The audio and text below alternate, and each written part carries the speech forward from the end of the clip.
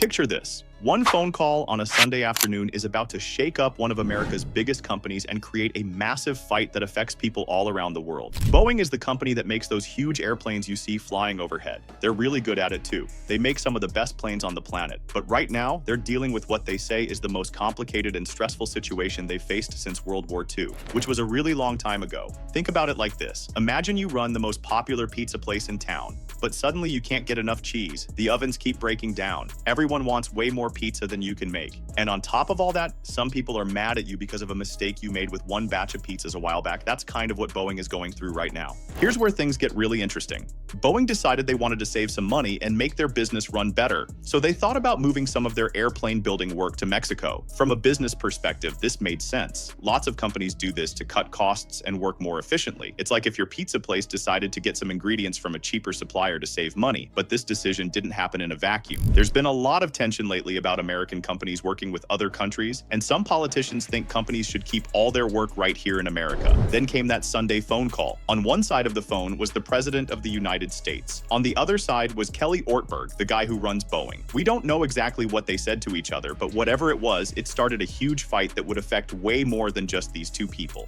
The president wasn't happy about Boeing's plan to do some work in Mexico. In fact, he was so upset that he threatened to put a massive tax, 200%, on any Boeing airplane that wasn't built completely in America. To understand how big that is, imagine if a toy that normally costs $10 suddenly costs $30 because of extra taxes. Nobody would buy it, right? That's exactly what would happen to Boeing's planes. This wasn't just a slap on the wrist. This was a threat that could potentially destroy Boeing's ability to sell planes to American airlines, which are some of their biggest customers. Now, here's where the story gets really fascinating. Instead of backing down and saying, okay, we'll keep everything in America, Boeing's CEO did something pretty bold. He basically said, no, we're going to stick with our plan. Kelly Ortberg stepped in front of cameras and microphones and explained that Boeing makes decisions based on what's best for the company in the long run, not based on political pressure. He said they think about things like staying competitive with other airplane makers around the world, making sure their business is strong, and building a supply chain that won't break down if something goes wrong. It's like if the owner of that pizza place said, I know you don't like where I get my ingredients, but I'm going to keep doing what I think is best for my business and my customers.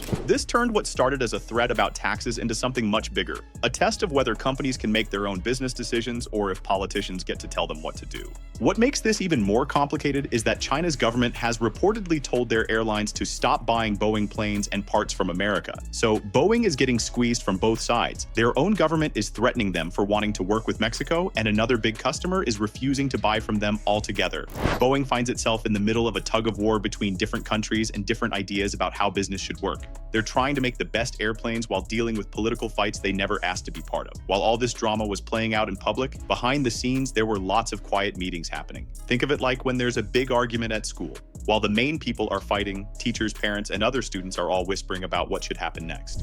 Government advisors, lobbyists, and policy experts were all trying to figure out what this fight would mean for the economy. But even while these conversations were happening privately, the public argument kept getting louder and more intense. The government kept saying that American companies needed to stay loyal and keep all their work in America, but for Boeing, this wasn't just about being patriotic. It was about whether they could survive in a world where airplane companies from different countries are constantly competing with each other. Then things got even more complicated.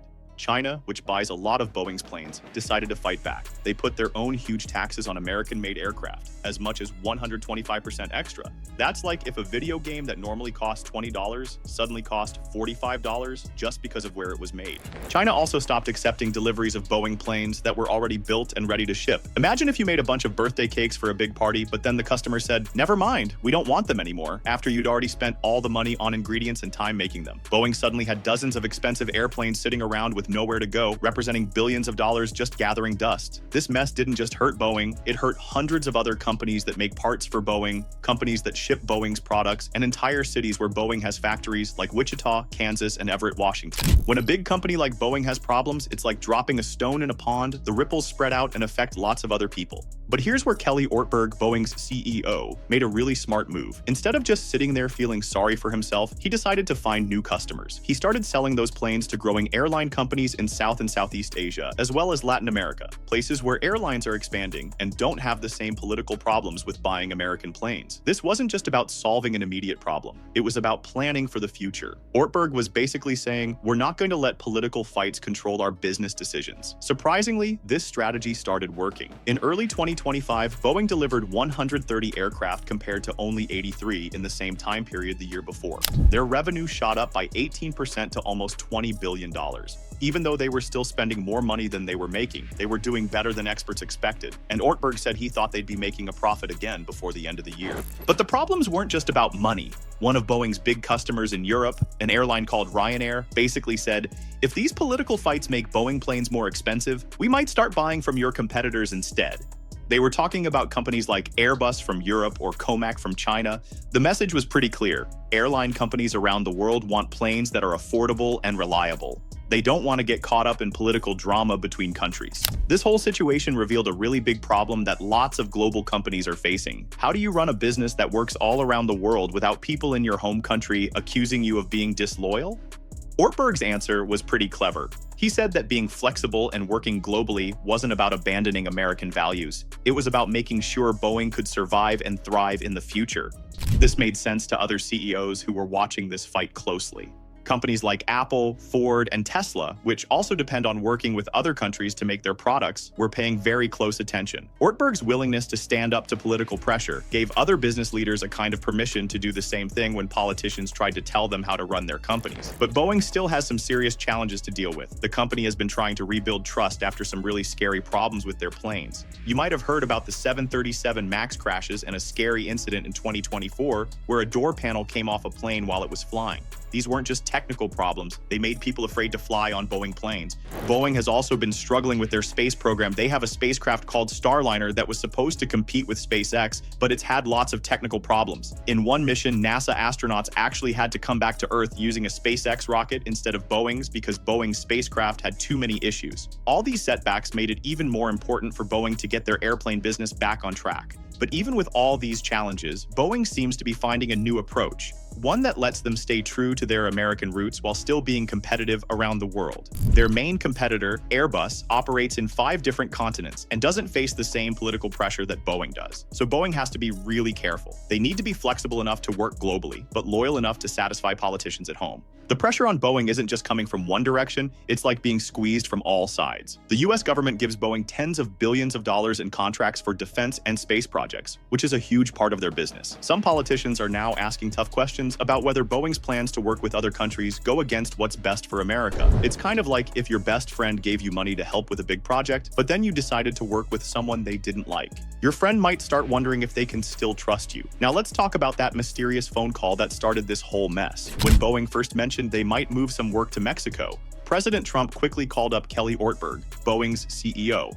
The president basically said, if you build planes outside America, we'll put a 200% tax on them when you try to sell them here. During that phone call, Ortberg tried to reassure the president. He promised that Boeing would still be committed to important American projects, especially building the special presidential airplane called Air Force One. He told the president that Boeing would make sure the plane met the highest standards and wouldn't cost too much money. We don't know exactly what else they said to each other during that conversation, but the main message was clear. Boeing wanted to keep working with the US government while also doing business around the world. What makes this situation so unusual is how publicly Boeing decided to fight back. Usually when big companies have disagreements with the government, they try to work things out quietly behind closed doors, kind of like how you might try to solve a problem with a teacher by talking to them privately after class instead of arguing in front of everyone. But Boeing did something almost no other big company has done. They basically said, no, we disagree, right out loud for everyone to hear. This was a huge risk because it could make the government even angrier. Whether this bold move will work out for Boeing depends on a lot of things: how well their business does in the coming months, how government officials react, and whether customers around the world still want to buy Boeing planes. Making things even more complicated is that Boeing is facing tougher competition than ever before. There's a Chinese company called Comac that's getting better at making planes and is starting to win customers, especially in Asia and Africa, where airlines want fuel-efficient planes that don't cost too much. Meanwhile, Airbus, Boeing's biggest competitor from Europe, is taking advantage of all this political drama. Airlines are looking at Airbus as a safer choice because they don't have to worry about getting caught up in American political fights. This whole situation is showing how incredibly connected and fragile the global system of making things really is. Building a modern airplane requires planning that takes years, thousands of different parts, and partnerships with companies all over the world. When one government makes a threat about tariffs, it can mess up the economics of the entire system. Think about it like building a massive Lego castle where you need special pieces from friends all over your neighborhood. If one friend's parents suddenly say you can't trade with them anymore, it doesn't just affect that one friendship, it could make your entire castle impossible to finish. What's really interesting is that companies everywhere are now facing the same basic choice Boeing is dealing with. Do you do what's best for your business globally, or do you do what politicians in your home country want you to do? And increasingly, those two things don't match up. Boeing's situation is becoming a test case that other companies are watching very carefully. From companies that make medicines to those that make computer chips, everyone is being pressured to bring their work back home, even though they still need materials, workers, and technology from other countries. This whole episode is showing us something important about the modern world. The rules that companies have been playing by for decades are changing, and nobody is quite sure what the new rules will be. Companies that used to focus mainly on making good products and earning money now have to think about politics and national identity with every decision they make. For Boeing, every choice they make now carries weight far beyond just business. It affects relationships between countries, influences how other companies might act, and could change how global trade works in the future. As other executives watch this unfold, they're all asking themselves the same question. When push comes to shove, do you choose political loyalty or business strategy? And Boeing's answer to that question might determine not just their own future, but how multinational companies operate in this new, more politically complicated world. The biggest challenge Boeing faces isn't just getting through today's problems, it's making sure people still want to work with them in the future, and that all comes down to one word: trust. Think about trust like your reputation at school. If you break promises or let people down, it takes a really long time to get people to believe in you again. Boeing needs different groups to trust them for different reasons. Airlines need to trust that when Boeing says your plane will be ready on this date, it actually will be. Governments need to trust that Boeing will be a reliable partner for important projects. And most importantly, regular people like you and me need to trust that Boeing planes are safe, innovative, and reliable. Kelly Ortberg, Boeing's CEO, is basically trying to juggle 4 really difficult things at once: getting people to believe in Boeing again, staying out of political trouble, keeping their big customers happy, and making sure the company earns enough money. Doing any one of these things well is hard. Trying to do all 4 at the same time is like trying to juggle while riding a bike on a tightrope. Even though Boeing's recent success in delivering more planes and making more money is encouraging, they still have serious problems to solve. They need to keep their best workers from leaving, make sure every plane they build is perfect, and rebuild good relationships with the government officials who check airplane safety. What's happening with Boeing right now might become a lesson that future business leaders study for years. The big question is, can a company serve its home country's interest while also growing around the world? Can it stay loyal to where it came from while competing globally? How Boeing handles this situation will determine whether it remains a symbol of American excellence or becomes a warning story about what happens when companies get too caught up in political fights. This story is about way more than just trade rules or business decisions. It's about the future of how companies operate in a world that's becoming more divided by borders, tariffs, and political disagreements. And Boeing, whether they wanted to or not, has become the example everyone is watching. In the coming months, every decision Boeing makes, every reaction from the market, and every new strategy will be studied not just for what it means for Boeing, but for what it tells us about the direction of international business. Boeing's situation shows us something important about how business works today. Companies aren't just trying to make money anymore. They've become players in global politics. Every decision about where to get parts, where to build factories, and where to sell products now has to be weighed against what different governments want, what regulations might change, and what political stories are being told.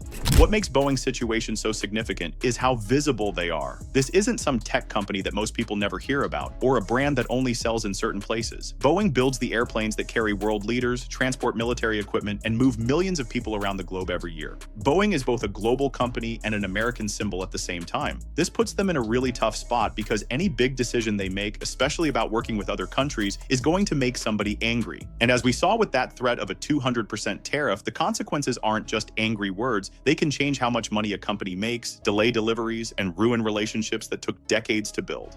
Those Boeing planes that got stuck because China stopped accepting deliveries? They're more than just expensive machines sitting in warehouses. They represent the breakdown of cooperation between countries. Those planes were supposed to be flying symbols of countries working together and helping each other grow economically. Instead, they became bargaining chips in a big political fight. But Boeing's decision to start selling more planes to India and Southeast Asia shows they have a different vision for the future. Boeing thinks that in the next 20 years, more than 3,000 smaller planes will be ordered just for budget flights in Southeast Asia alone. This suggests Boeing is planning for a future where they don't depend too heavily on any single government or region. If one group of customers gets upset, you still have others to keep your business going. This shift represents Boeing trying to build a more stable future where political fights in one part of the world don't destroy their entire business. But it also shows how complicated the world has become for big companies. They have to think like diplomats and politicians, not just engineers and business people. The countries Boeing is now focusing on, places like Indonesia, Vietnam, and India, are growing really fast when it comes to air travel. These countries are building new airports, buying more planes for their airlines, and even starting to develop their own airplane-making capabilities. It's pretty interesting timing, too. There was recently a deal announced with Indonesia where the president said they made a terrific deal that opened up the whole country to trade with the United States, though there will be a 19% tariff on some exports. This shows how these new relationships are forming even as the political landscape keeps shifting. Boeing's strategy of working more with these countries might help them avoid some of the political drama happening in the West, but it won't be easy. These markets are really focused on getting the best prices, and Boeing's competitors are working hard to win customers by partnering with local companies, getting government support, and offering better deals. For Boeing to succeed in these regions, they'll need more than just good airplanes. They'll need to be diplomatic, flexible, and committed to building relationships that last for years. Meanwhile, back in America, Boeing is facing more and more scrutiny. Congressional committees are starting to look closely not just at Boeing's government contracts, but at their entire long-term strategy for where and how they build planes. Some politicians are saying that a company so important to national defense shouldn't be allowed to move critical operations to other countries, but others argue that trying to force companies to stay home in the name of patriotism might actually make American companies less competitive around the world. Boeing finds itself right in the middle of this argument, trying to modernize how they make planes while also defending their role as a symbol of American innovation. Kelly Ortberg's leadership has become the center of this national debate. His decision to reject political pressure and focus on what's best for the company strategically isn't just affecting Boeing, it's influencing how other companies think about similar situations. Financial experts are split on whether this is smart or risky. Some think Ortberg's bold approach is exactly what Boeing needed after being too reactive to criticism in recent years. Others worry that picking a fight with political leaders, even if you're right, could backfire in unpredictable ways. No matter who ends up being right, Boeing has become a test case for the future of American industry in a global economy. It's no longer enough to just make great products. Companies now have to navigate a world where every decision gets interpreted through the lens of nationalism, security concerns, and economic power struggles. For Boeing, how this standoff ends will probably define not just their financial future, but their identity as a company. Can they remain a trusted partner to the US government while also asserting their right to operate internationally? Can they continue to be a global leader without seeming disloyal at home? These aren't questions that will be answered quickly or with a single announcement. They'll be answered through the decisions Boeing makes over the coming years, how they manage their workers, serve their customers, build their aircraft, and rebuild their reputation. In this new reality, success might be measured less by traditional things like market share or quarterly profits, and more by a company's ability to adapt to changing political landscapes without losing focus on their main goals. Boeing is now both a warning story and a potential model for how to handle this adaptation. The next phase of their evolution will likely depend on three key things. First, transparency.